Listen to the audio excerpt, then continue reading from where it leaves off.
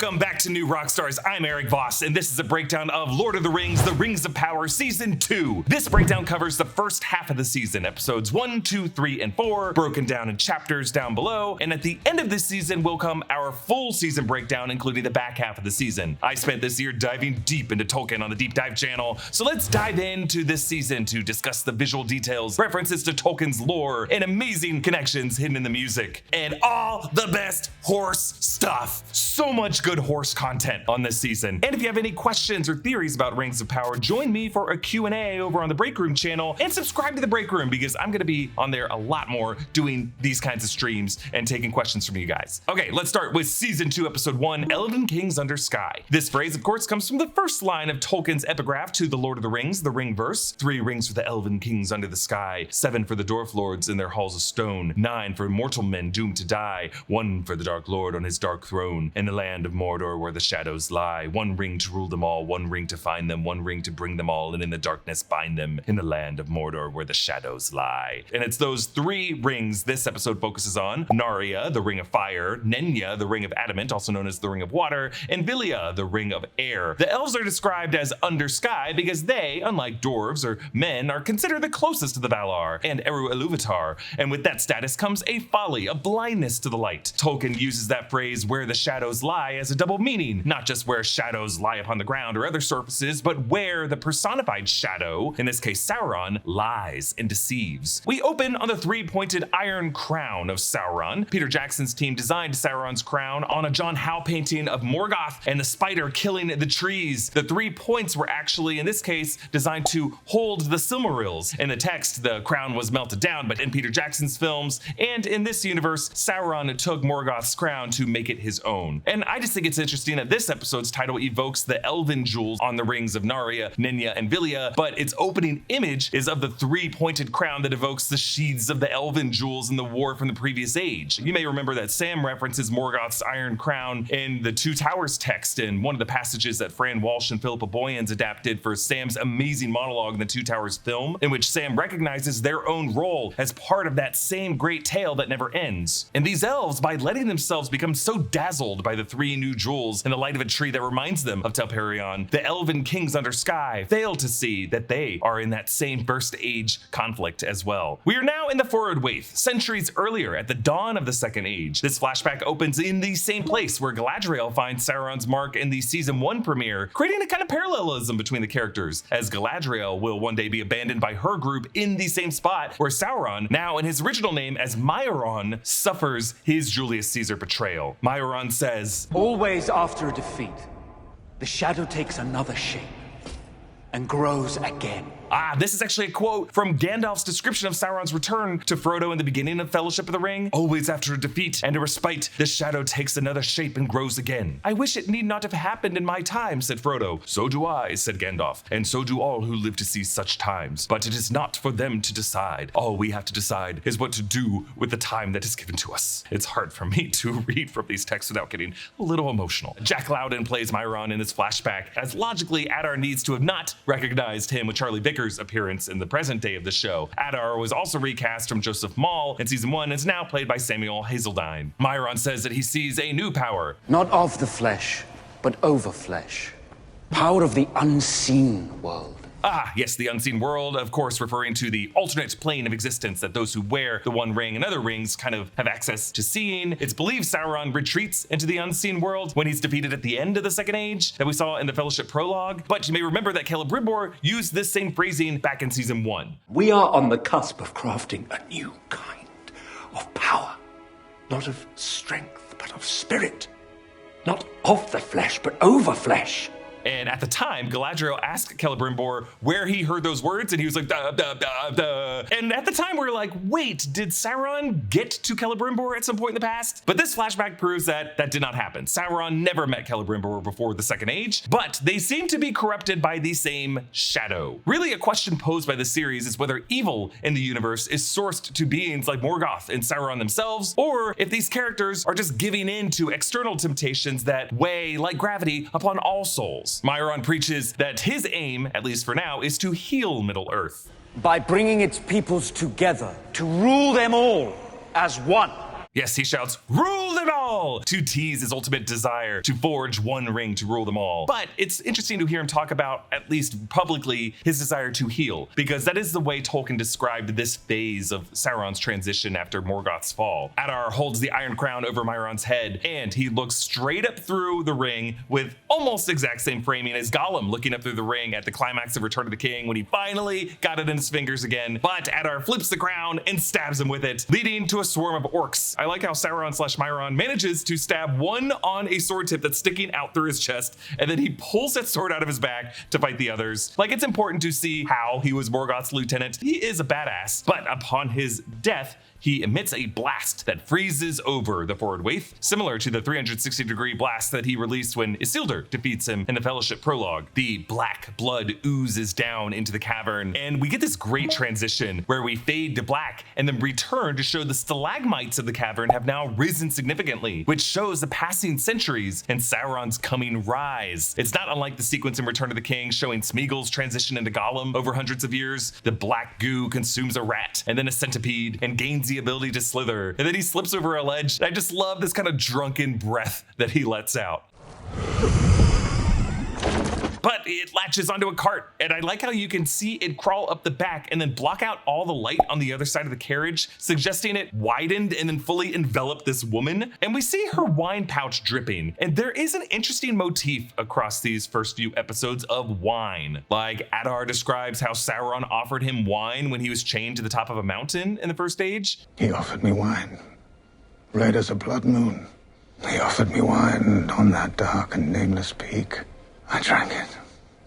I drank it all. Celebrimbor in episode 2 opens a first age bottle of red, suggesting that while the War of Wrath was going on, this guy's like, I need to collect as much wine as I can. I'm going to open a first age bottle.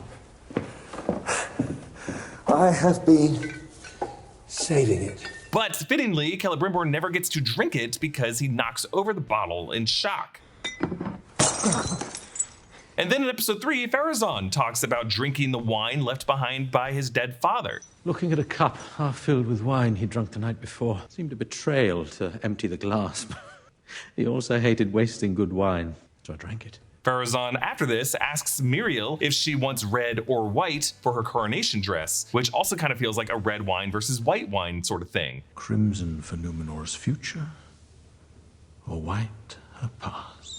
So what's the deal with the wine here? It sounds like to drink or to even uncork wine is to surrender to the temptation of power on the show. Like, wine does not quench one's thirst, it just kind of dulls and intoxicates one's senses. But it is something sourced from the earth, from the grapevine, and it's bound to the earth and bound to generations of decomposed life and volcanic ash that enriches the soil. It's kind of like Sauron is running the vineyard from the soil that Morgoth tilled. After regaining human form, Halbrand/Sauron steps into a crossfade superimposition that makes it look like he's walking directly into flames, like reforging himself on this new life path to be a smith. Halbrand meets this man named Diarmid, who's played by Nicholas Woodson. They say there's places across the sea a man can escape himself, find another path, perhaps another life. Since Morgoth was a Valar who was banished and denied access to Valinor, the Maiar who served Morgoth, like Sauron, was also denied access. So the idea of a new life across the sea stings bitterly for Sauron here. The fact that Diarmid keeps calling him friend is something that Halbrand/Sauron will pick up as a way to disarm strangers, as we saw Halbrand do throughout season 1. On the ship, Diarmid tells him that the way to be good is to choose to be good each day, and the next until it becomes part of your nature. But Sauron doesn't even make it one day. The sea serpent, which Tolkien, by the way, also would call a fish dragon, so that's what I'm gonna call it, a fish dragon, because that's sick. It attacks, and Halbrand, given his first chance to be good, he just snatches that Southland King heraldry pouch from Diarmid and leaves the old man to die. The fish dragon beelines for Halbrand, but averts at the last second, because as we'll see later with the warg, Sauron has the ability to manipulate animals. It's part of how he is considered the Lord of Werewolves. Yes, he's a shapeshifter who's taken all kinds of forms, but he's also just someone who can kind of like control animals in this way. So we will return to the moment where Galadriel met Halbrand, and their look just focuses a few seconds longer with some menacing music. Tides of fate are flowing. Yours may be heading in. Or out. Now, another motif that we see on the Rings of Power, at least more than we see in Peter, Fran, and Philippa's movies, is the importance of tides and waves to Tolkien. So Tolkien often wrote about a recurring nightmare that he had that he called his Atlantis complex the Great Wave, an apocalyptic tsunami that would rise up and swallow the land. He gave this dread to Faramir in the text, and in the films, Éowyn describes this dream in the Return of the King Extended Edition. It is, of course, the fate of Númenor. Mariel saw it in her vision last season, but tides and waves also play just a far bigger role for most of the characters on this series. Tides, of course, brought Galadriel and Halbrand together. Tides took Isildur's mother from him. They motivate Círdan, the shipwright. There was even the very first scene of the series, the flashback to Valinor with young Galadriel and her boat, and Finrod's wisdom about knowing the difference between the sky and the water that reflects the sky. So far, I'll say on the series, water has been largely a source of darkness, of chaos, and destruction. Galadriel fails to catch Elrond in the 3 elven rings, and right upon her arrival to face Gil-galad, dead leaves continue to fall from their great tree. Gil-galad asks, Who is this man? He is no man. Ha! Her phrasing is a nod to Éowyn's big line in Return of the King. I am no man. Now, this series has to be a bit careful with how much it can reference the Lord of the Rings movies, which are still Warner Brothers things, and the Tolkien estate has dictated exactly how much this Amazon Prime show can reference and what parts of history. We should also recognize that Éowyn's line in Tolkien's text is different. She says, "But no living man am I." Galadriel confesses, He is Sauron. Crack is actually, I guess, a Neo-Sindarin expression that means something like danger, but the way Benjamin Walker says it, it's kind of like, God damn it. Galadriel says, He deceived me. I was deceived. No, Galadriel, you were blind. They have Morfydd Clark repeat the word deceived, kind of to echo Kate Blanchett as Galadriel in the Fellowship prologue. But they were all of them deceived. Meanwhile, Elrond echoes his future Hugo Weaving self by saying, They must be destroyed. That decision is far above your privilege. Yes, you can totally imagine this character standing right behind Isildur inside of Mount Doom. And in this shot, the camera swings around to frame Gil-galad and Galadriel together now, as the High King's position has swung against Elrond. Elrond's cape, you'll notice, bears this compass icon. And this is a common circle and diamond shape. We also see it in the clasps of Gil-galad's cape. And it seems to be honoring the guiding star and the moral compass of Elrond's father, Eärendil, who is honored as a statue in Númenor's harbor, looking out at the sea, much like Elrond does at this waterfall cliff. In the War of Wrath, Eärendil was aided by the Valar, and his fate was to eternally traverse the great ocean with the Silmaril from Morgoth's Iron Crown and guard the sun and moon. So now when Elrond says that he can't hand over the rings, you know I cannot, he's saying that it would really be a betrayal to his lineage and to his father, as Círdan compliments Elrond later.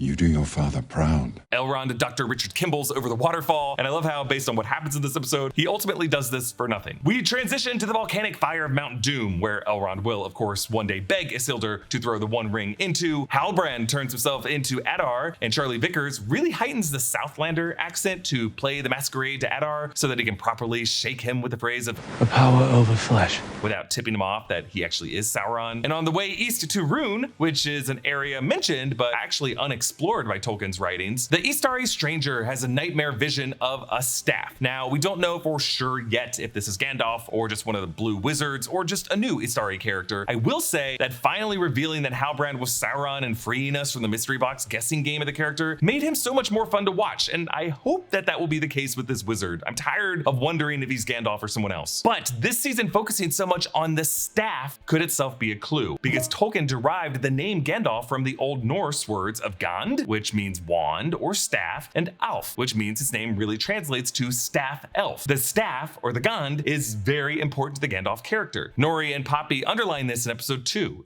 He's afraid he'd lose control again without a Gand. Now, in this scene, touching his Gand gives him visions of the lava in Mount Doom in the shape of an eye, as well as the Dark Wizard, played by Ciarán Hinds, and the Whirlwind with Nori and Poppy in coming episodes. He places his hand over the ground to magic the tree, and the shifting pebbles totally remind us of the grains of sand showing the formation of Arda in the opening titles from season 1 and technically season 2. Like, there has got to be a connection among this, and Einar singing to assemble the world together, and even Disa singing to connect to the mountain. Similarly, the stranger producing beetles from the dead tree, doesn't it feel like a sort of false resurrection? The way the great tree in Linden comes back to life is really just like a false celebration. The stranger talks about his half-forgotten homeland. Sometimes I perceive a glimmer of it, nonetheless.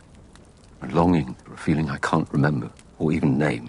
But I know it's real, just beyond the sunset. Yes, we are reminded of Frodo deep in Mordor when he forgot the pleasures of the Shire, like the taste of strawberries, and how important Sam and even his spice rack really were to the quest as a reminder of the home that they were fighting for. But I also cannot help but feel like the stranger is talking about Valinor, like a glimmer just beyond the sunset. It's kind of like he's reaching for the details that Gandalf paints to Pippin in Return of the King. The grey rain curtain of this world rolls back, and all turns to silver glass. A far green country, and to a swift sunrise. So we meet the elf lord Georden, played by Ben Daniels, who's played a number of roles like in The Crown and as Rebel General Antok Merrick, Blue Squadron pilot in Star Wars Rogue One. Georden was largely omitted from Peter Jackson's films, but in Tolkien's text, he was there at Elrond and Isildur's side for all the major events at the end of the Second Age. Georden is a master shipwright for the elves. He oversees the construction of the boats that they take to Valinor. He's depicted here with a beard, and the following episode shows him shaving with a seashell. And I love this reference because it's referencing the debate among Tolkien scholars about Georden's beard. When Frodo meets Georden at the Grey Havens at the end of the Return of the King text, he's described by Tolkien as having a beard, but all elves are really just understood to be clean shaven. So everyone's kind of like, wait, huh? Why does he have a beard? So depicting him as initially bearded, followed by the shell shave, is kind of just the writers having some fun with this whole debate among the nerds. The Grey Havens of Lindon are not yet as built up as they are when we see them at the end of Return of the King. And it's because Georden at this point in history is really just keeping things simple with the humble workshop. The trip to Valinor is supposed to be a spiritual transition anyway, so it follows that this workshop should kind of feel like a simple monastery or like a funeral home, right? Like they're really building like floating elf caskets. Georden looks out at the sunset.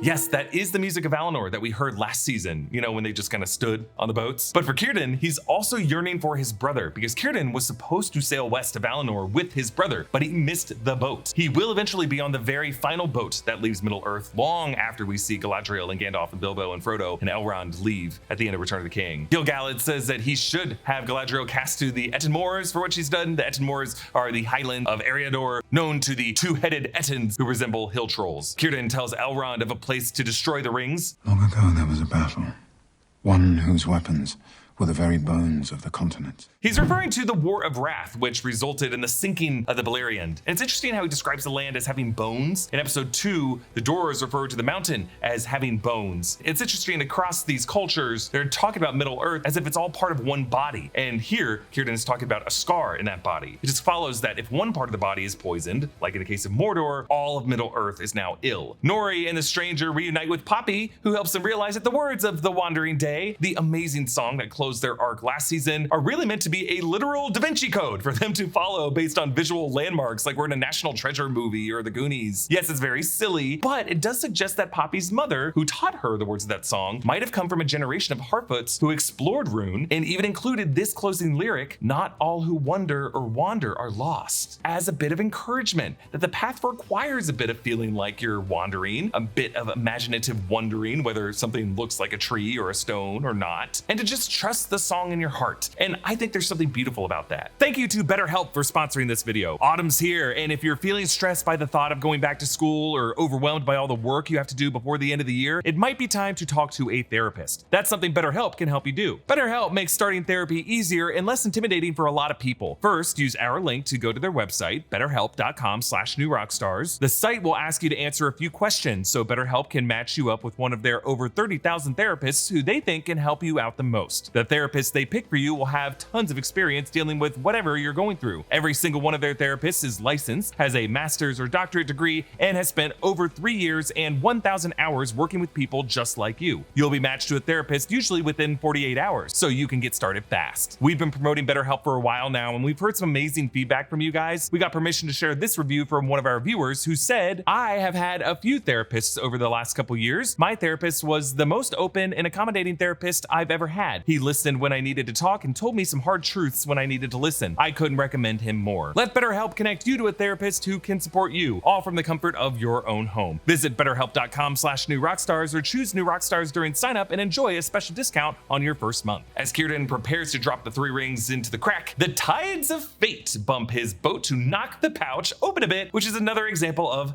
a great wave, even a small wave, but still a wave, bringing further chaos into this world. This scene happens just before daybreak. You can actually actually see the sun about to rise on the east behind Georden, the light of the Valar is not in control here. The darkness of the water is. Adar and Waldreg force Sauron to declare loyalty. I vow to serve the Lord of Mordor to the end of my days and his. Yeah, he pulled a verbal fast one there. He doesn't vow to serve Adar in particular. He only vows to serve himself because he views himself as a Lord of Mordor. And the framing of the shot leaves one eye exposed, the literal eye of Sauron gazing into his future. Círdan arrives in Lindon wearing Narya. Nenya tumbles to Galadriel's feet. Gil-galad puts on Vilya, and they're all just kind of like enchanted by these rings. Like they are not themselves at all in this moment. Light returns to the great tree, causing it to glow like Telperion, and Galadriel smiles, I think more than Morfydd Clark has ever smiled on this show. Like she's definitely back to being that little girl on Valinor looking up at the two trees with her brother. But listen to the music here.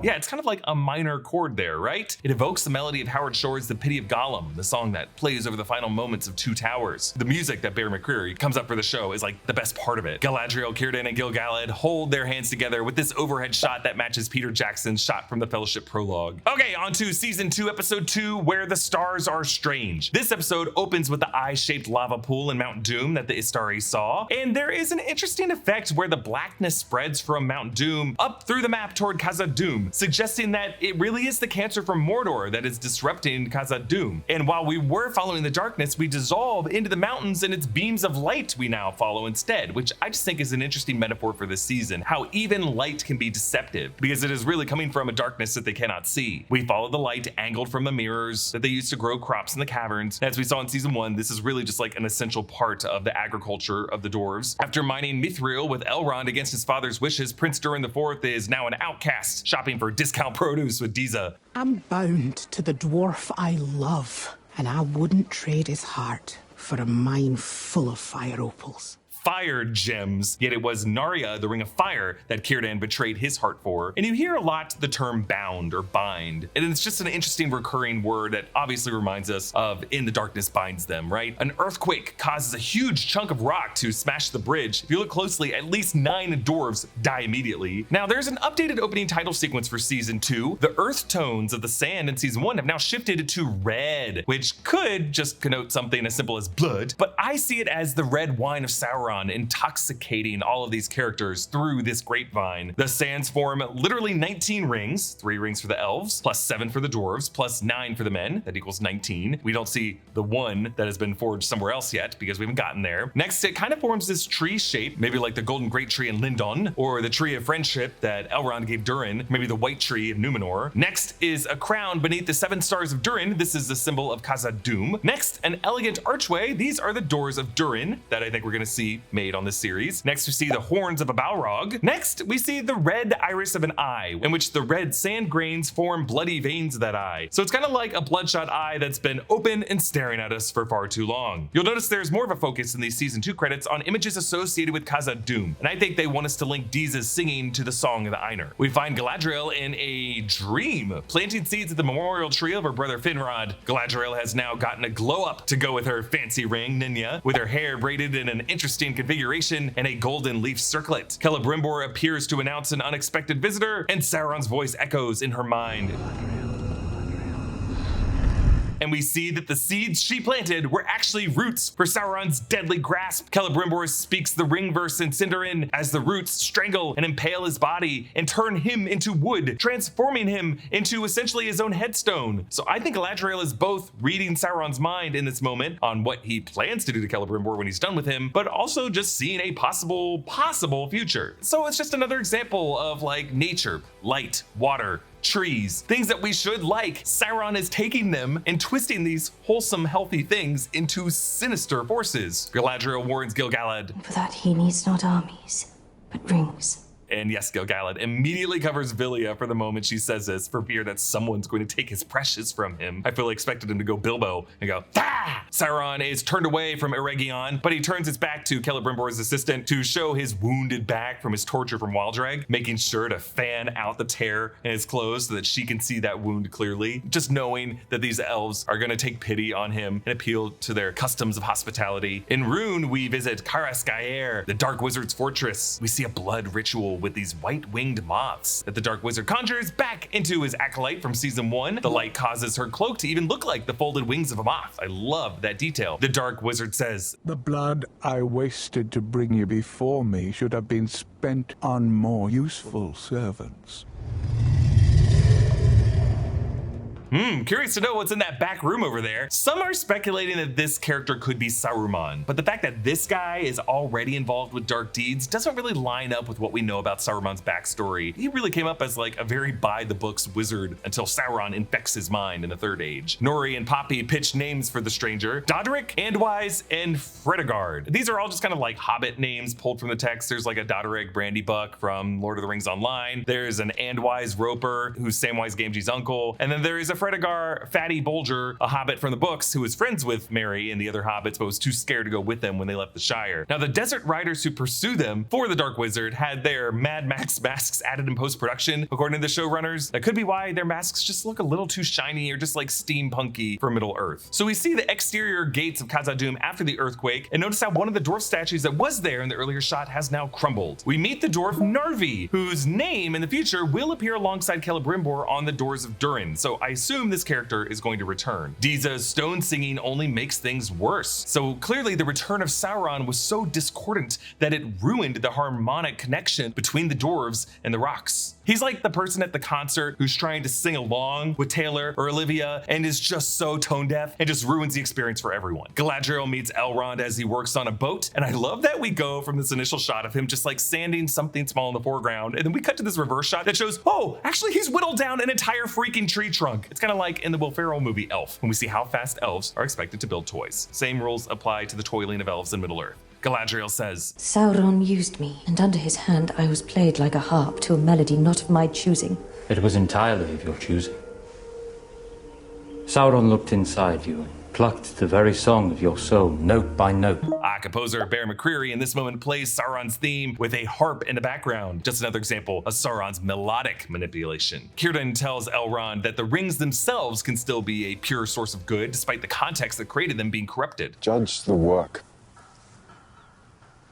and leave judgment concerning those who wrought it to the judge who sees all things. Knowing that it was a writer's room that produced this line, it touches on the debate of separate the art from the artist that fans of properties are struggling with nowadays. Like when you have authors like J.K. Rowling taking certain stances online. Is it still okay to love Harry Potter? Of course it is, but you do have to do some like mental compartmentalization, right? And not all people, especially not all age groups, are capable of doing this. As Georden says, it takes humility, and that humility takes decades of life experience to accept. And meanwhile, Elrond, as the younger of the two, is really speaking to the part of society who is insisting on purity tests. I just love this whole conversation because I don't think either character is wrong, but ultimately history will prove Elrond to be the more correct of the two. Círdan sticks his hand with Narya into the water to command some fish, and I love the scared little jump that Elrond does when the fish jumps out. The Istari stranger finds the Gond from his vision as the brace pole at the well, and he uses it to create a whirlwind to take out the Dark Wizard's riders, but also it blows his Hardfoot friends away, like the kids at the bounce house in the accident.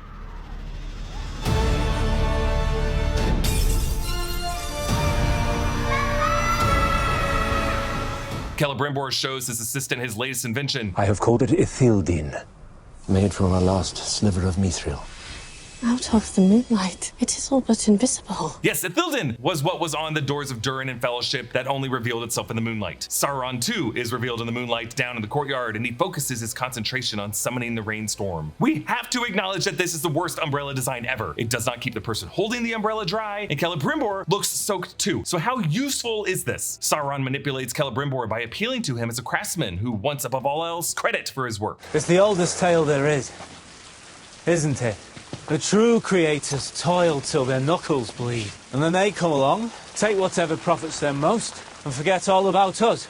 And again, just pointing out that this show was written by a writer's room as the 2023 Writers Guild strike was looming. Sauron notices Celebrimbor weeping upon learning that his 3 rings worked, and he takes a moment to make a move on this crybaby and pronounce himself as a messenger from the Valar. Sauron extinguishes all the light sources from the room, and he blazes the hearth and re-presents himself in the form of Anatar. Never again will the world overlook you as the mere scion of Feanor, but forevermore revere you, the Lord of the Rings.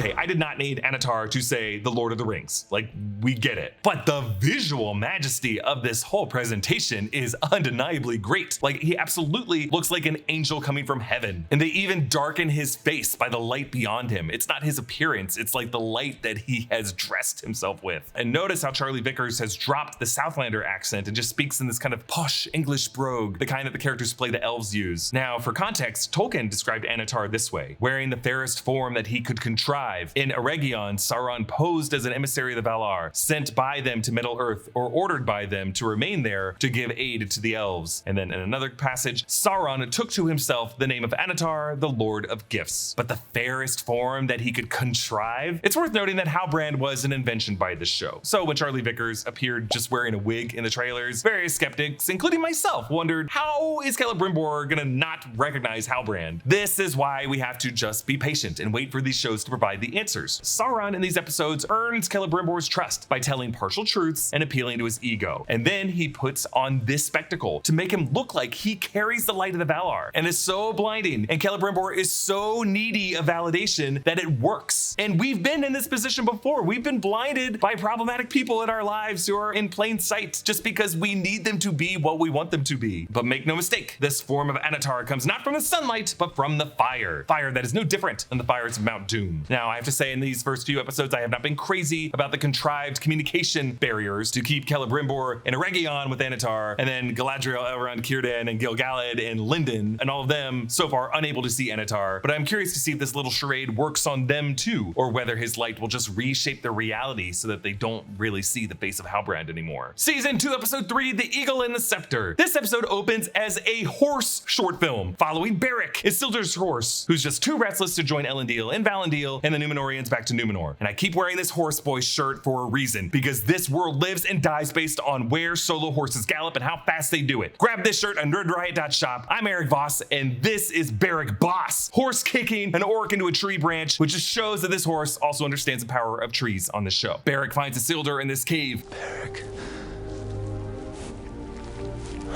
My boy. Ah, but this is no cave. This is Shelob's lair. Yes, the Shelob from Return of the King. Shelob is the last child of Ungoliant, the spider creature that helped Morgoth kill the two trees. But Shelob is noticeably smaller in this series than she is when she fights Sam, of course, because, you know, we're still a whole age away from that. Still, in the most graphic death yet on this season, the spider leaps on this orc's head and then just like crushes the head and rips it apart. And then right after doing that, I love this, she raises her legs in a kind of flexing posture, like a WWE wrestler saying, "You're next, brother." But they're able to get away, thank God. I hate spider scenes. And back in Númenor, Elendil, who's already there, places a seashell on the tomb of the late king Tar Palantir, while Elendil's daughter, Eärien, calls him out. As king, he always protected the faithful. You speak so freely of dead kings, yet you refuse to utter your own son's name. Just a reminder that Eärien is a creation of the show, and they seem to have raised the status of the character in this season now that her voice is going to be a significant anti-Miriel faction in court. With this line, she also reminds me of Gandalf in Return of the King, who lamented Minas Tirith's descent into a society focused on building tombs and heraldry from the past and not on their living descendants. So she's also saying, hey, you're not properly mourning Isildur, and you're also not properly focusing on your daughter. And he's probably like, hey, you weren't even in the books. Now, the statue in the background of this funeral chamber looks like a weeping woman, and it could be Nienna, the queen of the Valar, who is acquainted with grief and sorrow, but also pity and courage. Miriel, left blind by the events of season 1, asks Elendil to be her eyes of the political drama that's unfolding. We meet Lord Belzegar from the north, shaking hands with Pharazôn. It seems like they're going for what we often saw in The Sopranos. Funerals are common places where power brokers conspire and forge new alliances. A mother of a dead Númenórean soldier slaps Miriel, similar to the grieving Miss Kittner slapping Chief Brody in Jaws. Pharazôn offers Miriel the options of a crimson dress or a white dress for the coronation, and Miriel can only remember that her father wore white, signaling that he was focused on the Númenóreans' elven past, and that an eagle appeared. It is rare for an eagle to grace a coronation. Should one make an appearance at yours, it would be seen as an auspicious omen. Ooh, signs and portents! It's not known in Tolkien's writings for eagles to have this kind of like magical or symbolic sign off on transitions of power. Like they're not like Articuno or some shit. But Peter Jackson made the choice not to have animals like eagles and wargs talk, even though eagles absolutely talk in Tolkien's text. And the fact that this show sticks to it is just like kind of a bummer, because I want to hear what these eagles actually have to say. And the fact that Peter Jackson didn't let them talk is part of the reason why so many people were like, oh, why didn't they just take take the eagles to Mordor to destroy the rings. Well, if you learn that these eagles actually can talk and have a reason not to get involved in the conflict because of past wars in the First Age, you know the answer to that question. Like if they tried to fly the rings over there, they would have been spotted by, the fell beasts and by the Eye of Sauron, and they would have been taken down. They had to be sneaky and hand walk them into Mordor with two unassuming hobbits who can turn themselves into rocks at a moment's notice. But in the scene, Muriel chooses the humbler white gown, which Pharazôn definitely takes note of, who totally wears red at the coronation later. He knows what he's doing. Back in Mordor, Adar speaks with Glug, and I love this name, Glug. This is an orc who has a wife and child. Now, you've probably seen some of the consternation over this online, but just to clarify, while Peter Jackson's films showed the Uruk-hai hatching out of mud pods, and orcs have primarily just been depicted as an evil, spiteful race who just are the baddies, there are several examples in Tolkien's writings in which orcs were understood to have their own society and reproduce sexually. In Return of the King, Frodo told Sam the shadow did not give life to the orcs, it only ruined them and twisted them, and if they are to live at all, they have to live like other living creatures. In the Annals of Aman, Tolkien wrote, "For the Orcor had life and multiplied after the manner of the children of Ilúvatar, and not that had life of its own, nor the semblance thereof could ever Melkor make since his rebellion." And then in a 1963 letter to Mrs. Munby, Tolkien wrote, "There must have been orc women," but just admitted that the story he was telling focused on their service as soldiers to evil lords. Look, I think we all know there's just going to be some people who don't like this show who are going to use this as an example of how it's changing Lord of the Rings. But the reality is, many fans' understandings of Lord of the Rings begin and end with the interpretation in the Peter Jackson films. And the showrunners of the show, Patrick and JB, I think are bigger Tolkien nerds than most people complaining about this show on the internet. To be clear, there are plenty of gripes to be had with this show, from its pacing to its logic issues to a lot of goofy dialogue. But I think when it comes to getting Tolkien right, it pretty much knows what it's doing, aside from letting the eagles talk. Adar welcomes Damrod, hill troll of the Ered Mithrin, killer of stone giants, eater of dragon bones. He's voiced by Gil-galad actor Benjamin Walker, and I like how in these scenes, when Adar pats Glug's chest, you'll notice that Adar still has that scar on his hand from when Halbrand stabbed him at the end of last season. Celebrimbor welcomes Durin and Disa to Eregion, showing them a new forge expansion that's being built with 7 slots for the 7 dwarf rings they plan to cast. And I love how during the scene, Anatar stays in the shadows, watching down over them from the upper level, letting Celebrimbor do the talking for him. But also note there are 7 lights above Anatar's head, like the 7 stars of Durin in the Khazad-dûm sigil. But Anatar initially misjudges Durin. Bringing your father a means of saving his kingdom might be just the way to earn back his respect. Perhaps even your inheritance. It's not Durin's inheritance or even the respect of his father that fully drives him. It's really his friendship with Elrond. But then when Durin calls bullshit on Anatar, and even knowing Elrond, Anatar gets so petty. Elrond said that you were the wisest of all the dwarves. Did he speak true? Or is there someone else we should be treating with?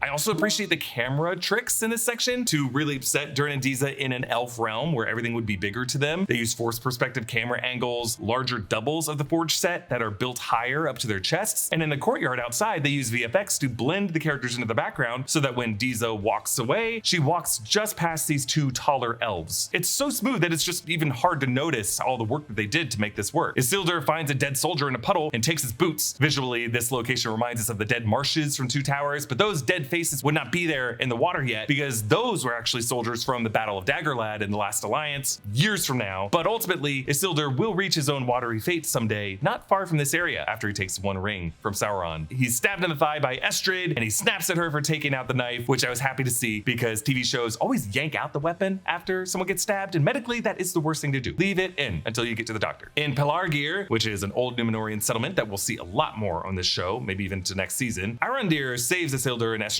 from wildmen as he gathers firewood for Bronwyn's funeral pyre. So actress Nazanin Boniadi chose not to return for the 2nd season and is taking a break from acting, and her character was killed off screen, supposedly from a foul-tipped arrow. Arondir tries to be a father figure to Theo, and I like using his woodland elf strength. He's able to carry 8 buckets at a time while Theo just carries 1. Arondir says that he was born in Beleriand. Now it lies under the wave.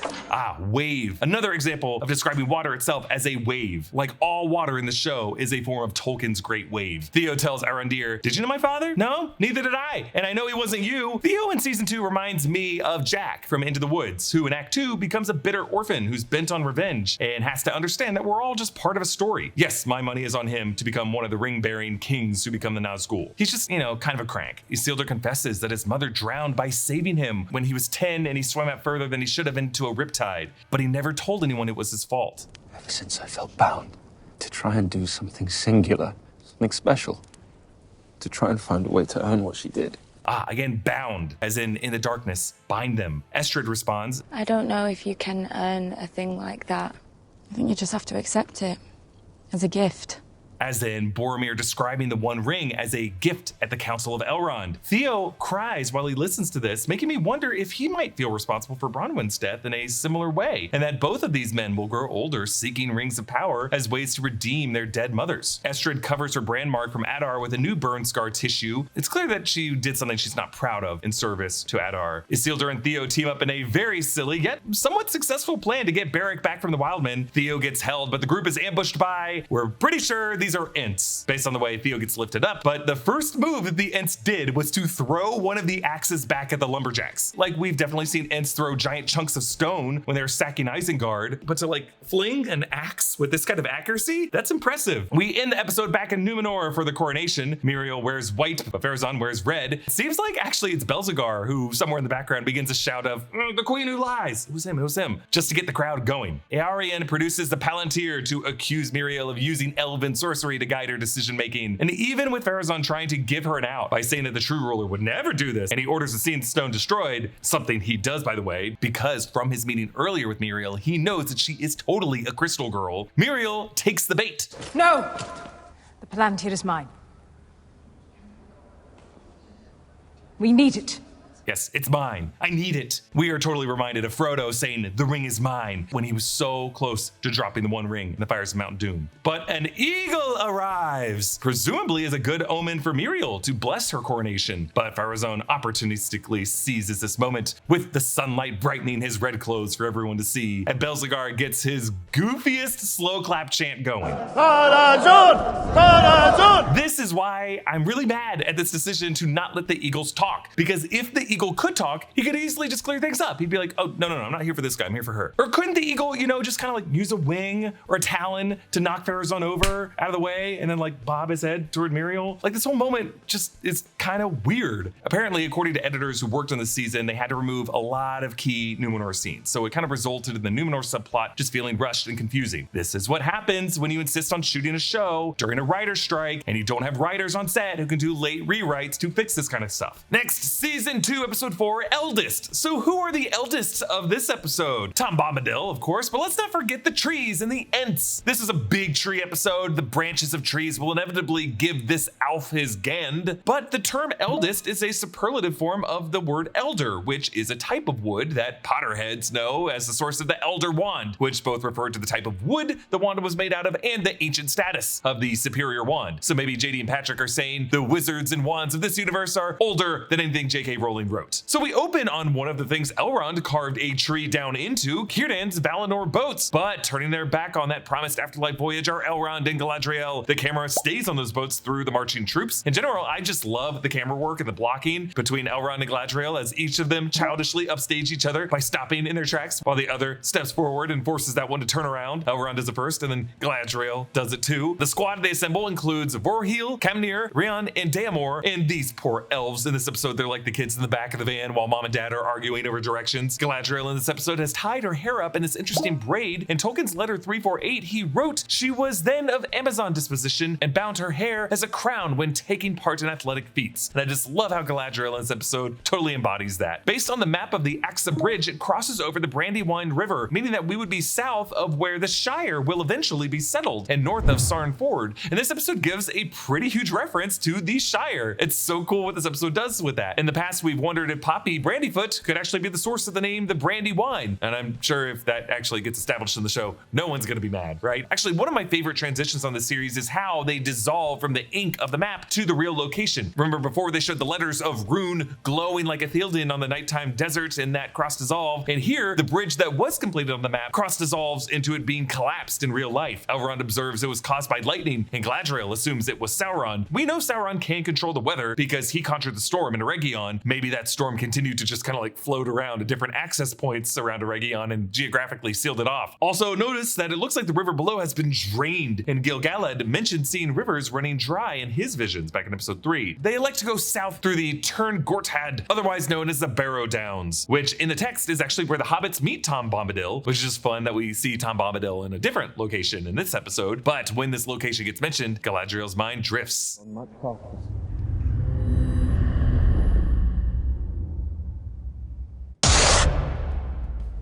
For these wearers of trinkets, nothing triggers them more than a hand reaching out toward them from the abyss. Because it's kind of like, they're gonna take my ring. I also appreciate the possibility that Sauron might actually have less to do with these roadblocks, and it's actually just Galadriel is that paranoid, and just that paranoia has been one effective way he has gotten under her skin. In Rune, the Istari stranger finds this guy, Tom Bombadil, played by Rory Kinnear. Tom Bombadil shows up in the old forest in Fellowship of the Ring, singing songs and possessing a mysterious magical quality, such as being resistant to the One Ring, being able to chill out Old Man Willow and face down the Barrow-wights. J.R.R. Tolkien has never established what exactly he is, but readers have speculated that he could be a Maiar, or just some kind of earthly spirit. Really, Tom Bombadil is like just kind of a vibe, and it's so cool to see him finally in live action, because Peter Jackson omitted Tom Bombadil from his films. When asked about Tom Bombadil, Tolkien wrote in a letter, "Do you think Tom Bombadil, the spirit of the vanishing Oxford and Berkshire countryside, could be made into the hero of the story? Or is he, as I suspect, fully enshrined in the enclosed verses?" Here, Tom sings, "Hey, dog, merry dog, ring a dong, sun flies in the grass, lead around the wood." These are the lyrics of the nonsensical walking song that Tom sings around the hobbits in Fellowship, and they are listed in the index as one continuous song. Just read these lyrics. They're crazy, but it's what Tom Bombadil's all about. Tom comes back to different parts of these lyrics throughout the episode, but you'll notice that sandflies in the grass, bees around the willow are new lyrics. So Tom apparently changes the words as he goes throughout his life, or whatever you call his existence. But who knows, maybe bees around the willow is just him singing to those bees that are in his line of sight with the beehive in the background. When that scrap of Sadoc's map leaves the stranger's hand and lands on the branch of Old Man Ironwood, the way Tom watches it implies that he might be controlling that wind, or he can commune with the forces or the force that is controlling this breeze. The stranger thinks this branch is the Gond from his visions, but the tree swallows him. I like how many of these effects look practical. They use the tree's branch and the leaves to mask the final slurp of the stranger's hand behind the bark. But of course, this is based on the hobbits' run-in with Old Man Willow in Fellowship. In the Old Forest, Old Man Willow was a spirit in a tree who wrapped around Merry and Pippin, but Tom Bombadil sings to the tree. A similar scene occurs in Two Towers in the Fangorn Forest, but it's Treebeard, the Ent, who saves them. This tree is named Old Man Ironwood, and I'm going to assume that he's somehow related to Old Man Willow. Nori and Poppy meet Merrimack, played by Gavi Singh Chera, who is a Stoor. Stoors are one of the 3 breeds of genealogical predecessors to hobbits, along with Harfoots and Fellowhides. Merrimack introduces himself as Nobody, which feels like it might be a reference to the Odyssey, when Odysseus cleverly tells the Cyclops that his name is Nobody, so that when he stabs the Cyclops in the eye, the Cyclops is like, "Ah, nobody's blind me," and everyone else is like, "Shut the hell up, dude." We actually hear some similar wordplay from the Goond later. "Nobody's that stupid." The Goond says, "Oh, so he's a great big grand elf." We are definitely getting closer to them finally revealing this guy to be Gandalf, especially all the stuff about names being things that you use yourself coming from this stranger this episode, and the importance of his quest in past episodes, and the importance of this quest for this branch, and of course Tom Bombadil's line later. "Wizard's staff is like a name. It's yours to wield already." We also heard this line though. "Well, the only wizard under these skies is the Dark Wizard." So I don't know, maybe we could look at the stranger and this Dark Wizard as the 2 blue wizards. I'm leaning more towards Gandalf though. Brank, the captain of the Guard Dream, says the wizard has joined up with the Hermit, which confirms that Tom must be the Hermit, and maybe the same Hermit of the Hermit's Hat constellation. Now, we see Brank and the God Dream throughout this episode, and apparently, according to JD and Patrick, every time we see their mask, it has been CGI dyed in to cover their faces. That's why it looks so shiny. They did a pretty good job with the CGI, but apparently they also had to ADR over what they were saying before. I just have a lot of questions over what really these writers are all about. Tom Bombadil pulls the stranger out of Old Man Ironwood. Eat earth. Dig deep. Drink water. This is what Tom says to Old Man Willow to free the hobbits and fellowship. And in the movie Two Towers, Peter Jackson gives the line to Treebeard. Eat earth, dig deep, drink water. And since the stranger getting sucked into Old Man Ironwood was practical, I love that his being freed from the tree is also practical. Rory Kinnear uses his body to block the opening, and David Wayman comes out of a concealed opening. Tom says, Back in the Withy Windle, folk used to call me Bombadil. The Withy Windle is a tributary feeding into the Brandywine River, and it's around where Tom lives in Fellowship. He actually has a song about it, because of course he does. Inside, Tom continues his walking song. Down west sinks the sun, soon you will be groping. Don't be bashful now, Goldberry. When the night shall fall, then the door will open. So the stranger asks who the other voice was, and we heard Tom call her Goldberry, and Goldberry is Tom's wife in the Old Forest. Little is known about the origin and nature of Goldberry, except that it is implied that she is a river spirit of the river Withywindle, and it is said that she is the river woman's daughter. Tolkien describes Goldberry as the seasonal changes of nature, and Tom Bombadil is the nature spirit of the English countryside. Both Tom and Goldberry are primal spirits of nature, he of the land and its produce, and she of the water. But I'm curious about Tom's response about this voice, and he says, is some other person here? And he's like, no, but it's probably because he doesn't consider her a person. Like himself, he is just a spirit, a force of nature. But I just love the way Rory Kinnear plays this so aloof and chill, you know? He doesn't really get rattled by anything. It could just be only he can really see this spirit, and the spirit is really just invisible to the nature. In fact, the spirit might have just been the wind that blew that map out of his hand. So any kind of like moving fluid, whether it's water or wind, that's basically what she is. Tom says, And I am old, Eldest. Tom was there before the river and the trees. Tom remembers the first raindrop and the first acorn. This comes from Tom's quote in Fellowship. Eldest, that's what I am. Mark my words, my friends. Tom was here before the river and the trees. Tom remembers the first raindrop and the first acorn. He made paths before the big people, and he saw the little people arriving. He was here before the kings and the graves and the barrow wights. When the elves passed westward, Tom was here already, before the trees were bent. He knew the dark under the stars when it was fearless, before the dark lord came from the outside. Tom says that part here, and he adds this. He knew the dark under the stars when it was fearless. This old place used to be green. Now, it's all sand. So I think we're actually getting some backstory on Rune, the eastern part of this world. I wonder if it's because the people from the east served Morgoth in the First Age, and the Valar punished it by turning it into a desert. The dark under the stars when it was fearless. It's just such an interesting phrase that I'm pretty sure just applies to Morgoth, or just whatever the shadow is. Meanwhile, the elves get down on the Barrow Downs. They hear a voice in the wind.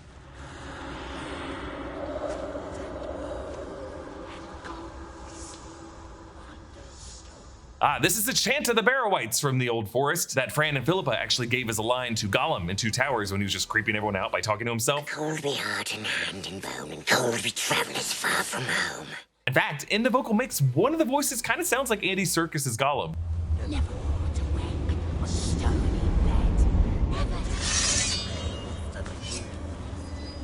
We learn that Sauron's return has so toxicified this land that these dark spirits have reanimated, but Elrond puts his nerdy trivia to work by realizing that you need to use the Barrow-wights' own entombed weapons against them, and he even says, according to the lore, which is just so perfect. Arondir, Isildur, and Estrid go out looking for Theo, and Estrid proves her loyalty despite her burned over Mark of Adar by saving them from the mud. And it's another example of the power of trees, branches, and Gans. Estrid uses this stick to free them, but she ends up just prodding this mudworm. Arondir is able to cut himself out, and he says, there are nameless things in the deep places of this world.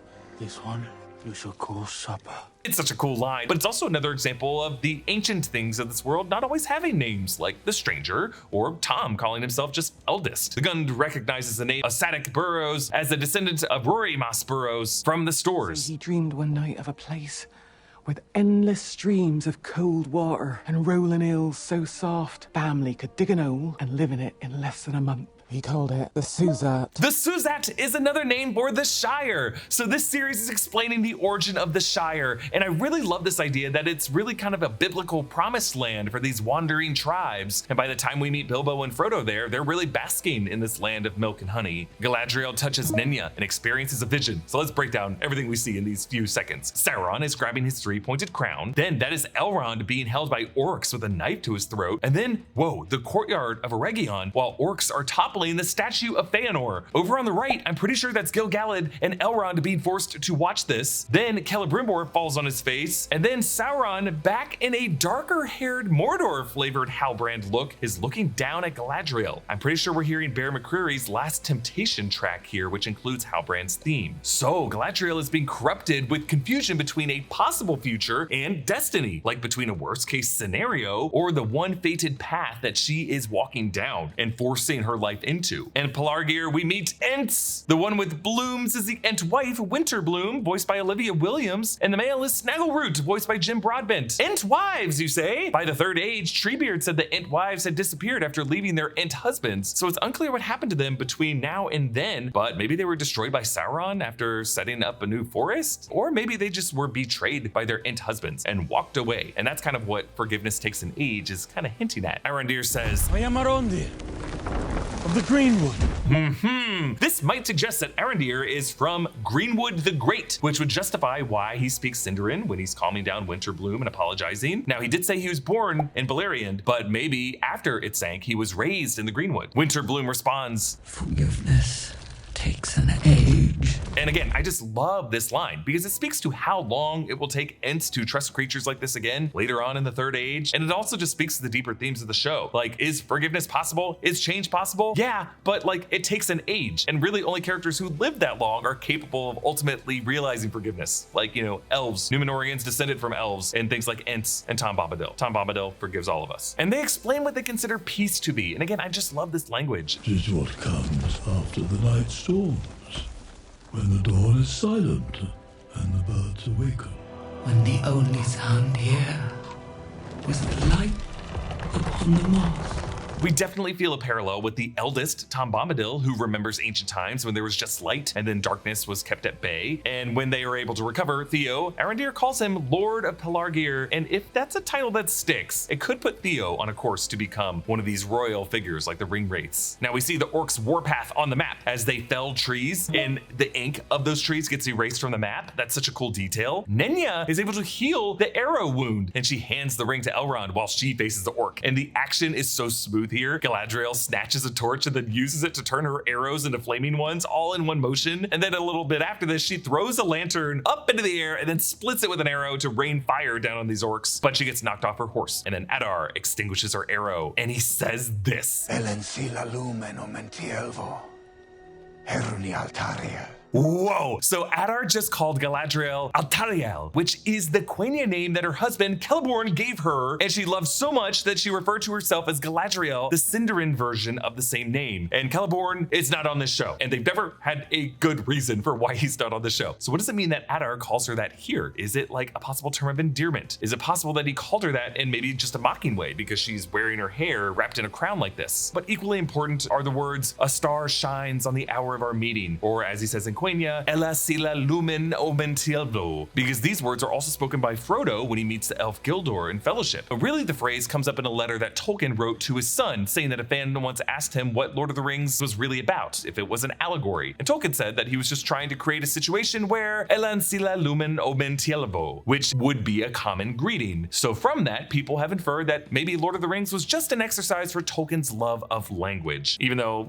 Tolkien, I don't care what you think. You lived through the 2 world wars. You watched your son go off to war in World War II. The Eagles were the Americans. I think it's okay for us to take away your authorial intent and say that that story is actually about World War II. But if you ask Tolkien, this was his way into his own story. He was a linguist. He loved language. He loved the sound of words and just putting them together in beautiful ways. And that's why he's one of the most significant writers of all of the English language. And I will say that this series, despite its faults, despite it being perhaps a vanity project by one of the awful billionaires of our lifetimes, at the end of the day, it's okay for us to love the work that got produced, despite people who funded it. Because I think what JD and Patrick have created is an exercise in love for what Tolkien loved. This show is beautiful to look at, beautiful to listen to, beautiful to read into the poetry of, even if it doesn't always work as compelling TV drama, because not all those who wander or wonder are lost. Huge thanks to my wandering and wondering companion Noah Chen for watching this show with me and helping me with the research on these videos. And again, we are covering Rings of Power Season 2 in 2 parts. Part 2, covering the full season, will come out when the season ends in a few weeks. And be sure to join me and Evan in a Q&A about this on the Break Room channel. We're taking all your questions and just kind of hearing your thoughts on the show, because I'm curious to just kind of broaden this conversation to all of you. Comment down below with your thoughts on this season. Follow me at EA Voss. Subscribe to all 3 channels in the New Rockstars network for breakdowns and news coverage of everything you love. Thanks for watching, and I'll see you next time. Bye.